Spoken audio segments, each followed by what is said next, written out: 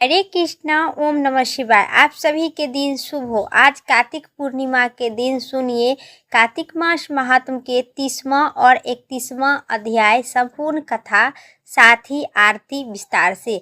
आज कार्तिक पूर्णिमा के दिन गंगा स्नान, दीप दान और दान पुण्य करने का विशेष महत्व है।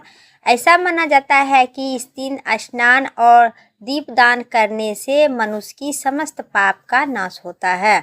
मान्यता के अनुसार इसी दिन भगवान विष्णु के मेरु पर्वत में अवतार लिए थे और भगवान शिव ने त्रिपुरासुर नाम का राक्षस का वध किए थे। इस बार कार्तिक पूर्णिमा का व्रत पर्व 5 नवंबर 2025 को दिन बुधवार को मनाई जा रही है।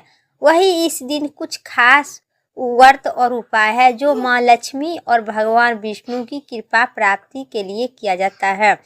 आज कार्तिक पूर्णिमा के रात्रि में घर के मुख्य द्वार और पूजा घर में घी का दीपक प्रज्वलित करनी चाहिए। इसके अलावा अगर आप गंगा घाट पर हो तो 11 या 21 दीपक जलाएं। यह दीपक जलाने और दीपक दान करने से भगवान विष्णु और माँ लक्ष्मी दोनों प्रसन्न होते हैं और घर में माँ लक्ष्मी की वास करते हैं। तुलसी माता की पूजा कार्तिक पूर्णिमा का दिन ही तुलसी के पेड़ को गंगा जल छिड़क कर स्नान कराए, फिर उन पर घी का दीपक जलाए। तुलसी माता को लाल या पीले फूल चढ़ाए और ओम नमो भगवते वासुदेवाय मंत्र का जाप करें। इसे करने से नकारात्मक समाप्त होती है और घर में सुख शांति की आवाहन होता है। आज सुनिए कार्तिक पूर्णिमा पर कार्तिक मास महात्म के 30वां अध्याय कथा विस्तार से। भगवान श्री कृष्ण कहे, हे प्रिय, नारद जी का वचन सुनकर महाराज पृथु बड़े विस्मय पूर्वक और विनम्रता पूर्वक होकर अंत में उन्होंने नारद जी का पूजन करके उनको विदा किए थे। इसीलिए माघ, कार्तिक और एकादशी यह तीनों व्रत मुझे अत्यधिक प्रिय है। भगवान वनस्पतियों में तुलसी के महीने में कार्तिक, अतिथियों में एकादशी और श्रेष्ठ में भी श्री कार्तिक मुझे बहुत प्रिय है। जो प्राणी जितेंद्र होकर इनका सेवन करता है वह यज्ञ करने और मनुष्य करने वाले मनुष्य से अधिक प्रिय होते हैं। जो प्राणी विधि से इनका सेवन करते हैं उनके मेरे अनुग्रह से सभी पाप दूर हो जाते हैं। भगवान श्री कृष्ण के वचन सुनकर सत्यभामा ने कहा, हे नाथ, आप यह बात बहुत ही आश्चर्यजनक है, क्योंकि कार्तिक मास के पूर्णिमा आपको इतना अधिक प्रिय क्यों है। भगवान कहने लगे कि दूसरे के लिए पुण्य के फल से कहलाता मुक्ति होते हैं। यह प्रभावशाली कार्तिक मास आपको अत्यधिक प्रिय है, जिसे पतिद्रोह का पाप केवल स्नान के पुण्य से ही नष्ट हो गया है। दूसरे मनुष्य द्वारा किए हुए पुण्य अन्य उन्होंने देने से कैसे मिल जाता है, यह आप मुझे विस्तार पूर्वक बताइए। भगवान श्री कृष्ण कहे, बिना दिया हुआ पुण्य और पाप जिस कर्म द्वारा मिलता है वह सुनो। सतयुग में देश, ग्राम तथा कुलों को दिया पुण्य या पाप मिलता है तथा किंतु कलयुग में केवल कर्ता को ही पाप और पुण्य का फल भोगना पड़ता है। शासन न करने पर भी वह व्यक्ति व्यवस्थित ग्रह और उनकी व्यवस्था भी सुनो। पढ़ना, यज्ञ करना और एक साथ भोजन करने से पाप पुण्य का आधा फल मिलता है। एक आसन पर बैठकर तथा सवारी पर चढ़ने से वस्त्र वश में आने जाने से पुण्य व पाप चौथाई भाग प्राणी मात्र से मिलता है। स्पष्ट करने से, भोजन करने से और दूसरे को चुगली करने से पुण्य और पाप का 6वां भाग मिलता है। दर्शन करने से, सुनने तथा ध्यान करने से मनुष्य को पुण्य और पाप का 10वां अंश मिलता है। दूसरे की निंदा, चुगली और धिक्कार करने से उनका 7वां भाग मिलता है। पुण्य करने वाले मनुष्य की जो कोई सेवा करता है वह सेवा का भाग लेता है और अपना पुण्य उसे देता है। नौकर और शिष्य के अतिरिक्त जो मनुष्य दूसरे को सेवा करवा कर उसे पैसा नहीं देता है तो उस सेवा उससे पुण्य का भागी होती है।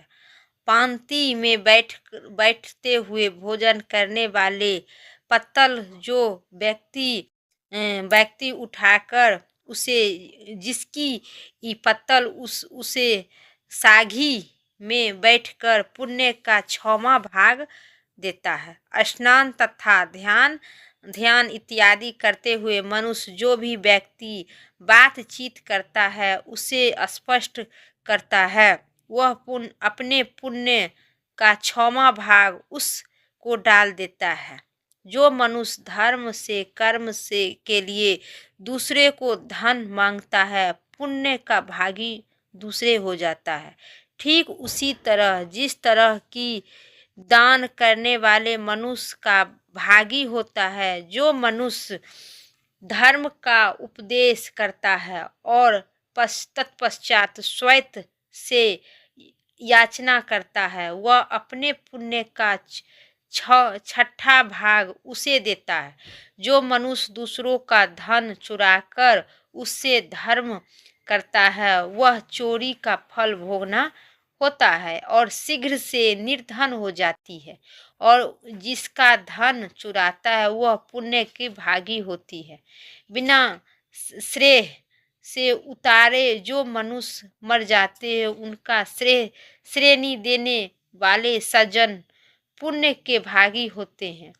शिक्षा देने वाले, सलाह देने वाले, सामग्री जुटाने वाले तथा प्रेम देने वाले यह पाप और पुण्य के 6ठे भाग का प्राप्त करते हैं। राजा के पाप पुण्य के वंश का भोगी होती है। गुरु शिष्य का, पति पत्नी का, पिता पुत्र का, स्त्री पति के लिए, पत्नी का पिता पुत्र का, स्त्री पति के लिए पुण्य का 6वां भाग प्राप्ति होती है। पति को दुख देने वाली आज्ञाकारी स्त्री पति को के लिए पुण्य का आधा भाग लेती है। जो पुण्य आत्मा परायण लोगों को दान करता है वह उनके पुण्य का 6वां भाग प्राप्त करते हैं। जीविका देने वाली मनुष्य, जीविका ग्रहण करने वाले मनुष्य के पुण्य के 6वें भाग प्राप्त करते हैं। इसी प्रकार दूसरे के लिए पुण्य अथवा पाप बिना देने भी दूसरे का मिल सकते हैं, किंतु यह नियम जो भी मैंने बताए हैं कलयुग में लागू नहीं होते हैं। कलयुग में तो एकमात्र कर्ता को ही अपने पाप पुण्य भोगने पड़ते हैं। इस संबंध में एक बड़ा पुराना इतिहास जो पवित्र भी है और बुद्धि का देने वाला भी कहा जाता है। ध्यान पूर्वक सुनिए। इति श्री भगवान विष्णु नारद जी भगवान की जय। गणेश जी की कहानी के अनुसार एक बुढ़िया माई थी जो मिट्टी के गणेश जी की पूजा करते थे। वे पूजा के लिए रोज मिट्टी के गणेश भगवान की प्रतिमा बनाती थी। उनकी गणेश जी की प्रतिमा मिट्टी की होने के कारण रोज पानी देते समय गल जाती थी। एक दिन उन्होंने एक सेठ का मकान बन रहा था और देखी, वे मकान बनाने वाले मिस्त्री के पास जाकर बोली, मेरे लिए एक पत्थर का भगवान गणेश जी की मूर्ति बना दो। मिस्त्री ने कहे कि जितना देर में हम तेरा पत्थर का गणेश जी बनाकर उतना देर में मैं दीवार बनाकर तैयार कर लेंगे। बुढ़िया माई को गुस्सा आ गया। वे बोली, राम करे तुम्हारे दीवार सीधी न हो जाए। ऐसा कहते ही उनकी दीवार का सीधी मिस्त्री बनाते रहा और दीवार सीधा हो नहीं हुआ। अब मिस्त्री जितनी बार दीवार बनाते चले उतनी बार दीवार टेढ़ा होते चला। इसी तरह शाम हो गया। शाम में सेठ जी आए और उन्होंने कहा कि आज तो कुछ भी काम नहीं किया है तुम लोग। वे कहने लगे कि एक वृद्धा बूढ़ी आई थी जो कहा कि मेरा पत्थर का गणेश जी का मूर्ति बना दो। हम लोग ने मना कर दिए, तभी से मेरा दीवार सीधा नहीं बन पाती है। बहुत कोशिश करते हैं लेकिन बनकर तैयार नहीं हो रही है। सेठ ने बुढ़िया को बुलाई। सेठ ने कहा कि हम आपको सोने का गणेश का मूर्ति देंगे, बस आप हमारी दीवार सीधी करवा दो। सेठ ने बुढ़िया को सोने का गणेश भगवान का प्रतिमा दी।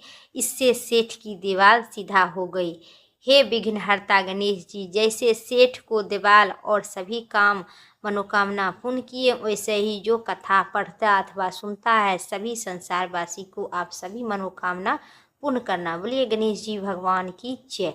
अब सभी कथा सुनने के बाद जानिए लप्सी और तपसी की कहानी विस्तार से। और कथा, इस कथा को सुनने से आपको व्रत और कथा पढ़ने की संपूर्ण फल की प्राप्ति होगी।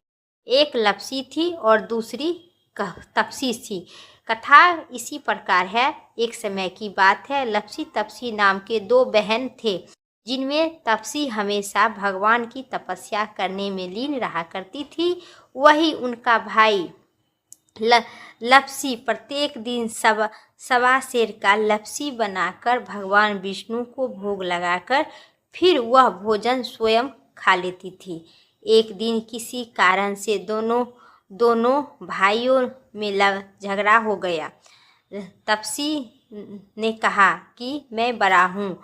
लप्सी ने बोला मैं भी बड़ा हूँ। दोनों लड़ती रही। इतने देर में उधर से नारद मुनि आ गए और दोनों को झगड़ा सुलझाने लगे। नारद मुनि से कहने लगे, मैं महाराज मैं बड़ा हूँ। दूसरा तपसी कहने लगा मैं भी बड़ा हूँ। नारद जी ने कहे, सुनो, मैं तेरा दोनों को समस्या समाधान करूँगी कल। आज तुम लोग शांत रहो। नारद जी की कहे अनुसार दोनों लड़ना छोड़ दिया और दोनों ने नारद जी से पूछा, आप ही बताइए हम दोनों में से बड़ा कौन है। नारद जी ने कहे कि अभी मैं जा रही हूँ, जल्दी में हूँ, लेकिन इस बारे में आपको ज़रूर बताऊंगी। इतना कहकर नारद जी वहाँ से चले गए। दूसरे दिन जब नारद जी आए तो उन्होंने एक एक कीमती अंगूठी उन दोनों को आगे में रख दिए। तपसी ने तुरंत ही अंगूठी को अपने घुटने के नीचे छिपा ली और सोचने लगा कि अब मुझे खूब धन मिलेगा, जिसमें मैं धनवान बन जाऊंगी और अपने आप को बड़ा बन जाऊंगा। तब लप्सी ने जब अंगूठी देखी तो सोचने लगा कि इसे अगर मैं अपने पास रखूं तो भी आकर मेरी गर्दन काट देगा। ऐसा सोचकर लप्सी ने वे अंगूठी फेंक दी। फिर नारद जी ने तपसी से पूछा कि तेरे घुटने के नीचे क्या है। तपसी ने अपना घुटना उठाया तो अंगूठी निकली। तब नारद जी ने कही कि इतना भजन भाव करने के बावजूद तेरा मन में लालच है, इसलिए तेरे से तो लप्सी ही बड़ा है और अब मैं तुम्हारी तपस्या का भी फल मिलेगा। लप्सी के तपस्या का लप्सी का फल मिलेगा और तपसी का तपस्या का फल तपसी मिलेगा। तपसी का समदा होकर माफ़ी मांगने लगा। तब तपसी बोली, नारद देव, जो मेरी आदर कैसी छोड़ेगी, मेरे पाप कैसा उतरेगा। उनका कोई उपाय आप बताइए। तो नारद जी ने कहे कि कार्तिक मास में जो स्त्री कार्तिक का व्रत रखेगी और अगर वे तुझे अपना पुण्य देगी तब ही यह पाप उतरेगा। तपसी ने कहा कि कोई स्त्री मुझे अपना फल क्यों देगा।